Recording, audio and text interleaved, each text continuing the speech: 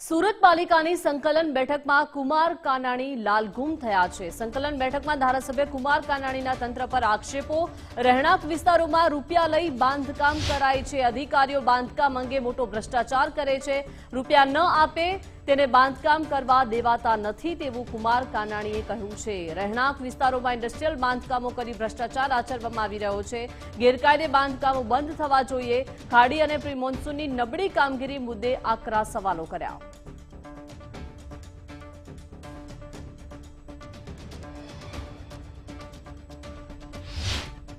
આજે સુરત મહાનગરપાલિકામાં સંકલન બેઠક મળી હતી અને બેઠકમાં ઉપસ્થિત ધારાસભ્ય કુમાર કાનાણીએ પાલિકા સામે અનેક ગંભીર સવાલો કર્યા છે। એ પછી ખાડી મુદ્દો હોય કે બાંધકામનો મુદ્દો, તમામ મુદ્દે તેઓએ અધિકારીઓને ઘેર્યા છે અને જવાબ માંગ્યા છે। કુમાર કાનાણી આપણી જોડે મોજૂદ છે, સીધી વાત કરીશું તેમના જોડે। કુમારભાઈ, આજના આ જે મુદ્દા હતા કઈ રીતના?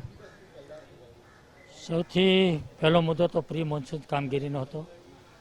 કેવી રીતે કામગીરી થઈ છે, શું છે, એની સમીક્ષાઓ થઈ અને કમિશનરે ખાતરી આપી છે કે વરસાદ પહેલાં સંપૂર્ણ કામગીરી પૂર્ણ થશે।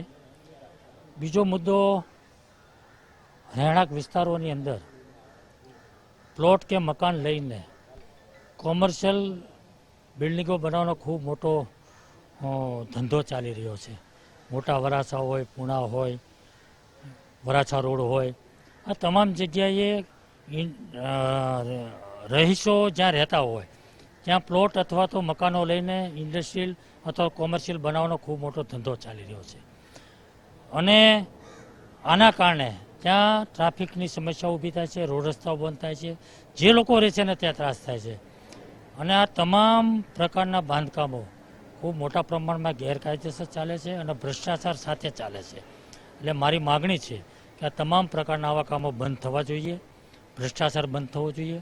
સણિયા જેવા વિસ્તારની અંદર કોટેજ ઇન્ડસ્ટ્રીના નામે જે બાંધકામો ચાલે છે ત્યાં ખૂબ મોટા ભ્રષ્ટાચારના વહીવટો ચાલે છે, એ પણ બંધ થવા જોઈએ।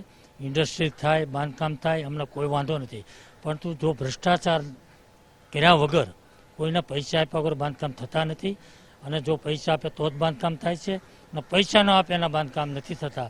તો આમાંથી મારી માગણી છે કે દરેક લોકોને બાંધકામ કરવા દો, અમને કોઈ વાંધો નથી, પણ ભ્રષ્ટાચાર બંધ થવો જોઈએ એવી મારી માગણી છે। અગાઉ પણ આ મુદ્દો આપ્યો છે? હા, એટલે તો મેં ફરીવાર આ વાત મેં મૂકી છે કે એની એ જ વાત અત્યારે ચાલુ છે, તો આ સંપૂર્ણપણે બંધ થવું જોઈએ। ખાડીપુરની કામગીરી ખરેખર ખરા અર્થમાં થઈ છે ખરી? કામ ચાલુ છે, કમિશનરે કીધું છે, સફાઈનું બધાનું કામ ચાલુ છે અને વરસાદ પહેલાં સંપૂર્ણપણે કામગીરી થઈ છે એવી માહિતી આપી છે। અધિકારીઓ રૂપિયા લઈને બાંધકામ કરાવતા હોય છે ગેરકાયદેસર, એ વાતમાં કેટલી ખુલ્લે આમ ચાલે છે, બધાને ખબર છે ને એટલા માટે જ મારી આ માગણી કરી છે।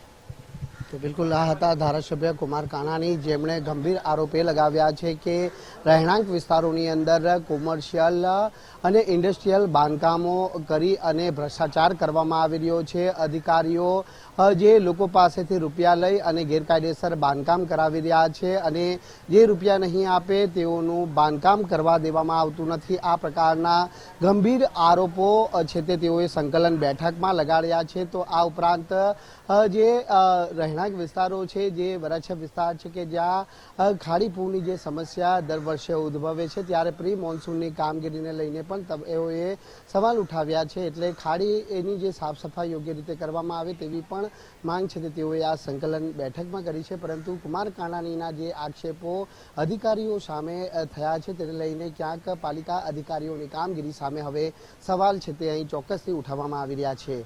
કેમેરામેન વિનોદ વ્યાસ સાથે રાકેશ બ્રહ્મભટ્ટ, ગુજરાત ફર્સ્ટ, સુરત।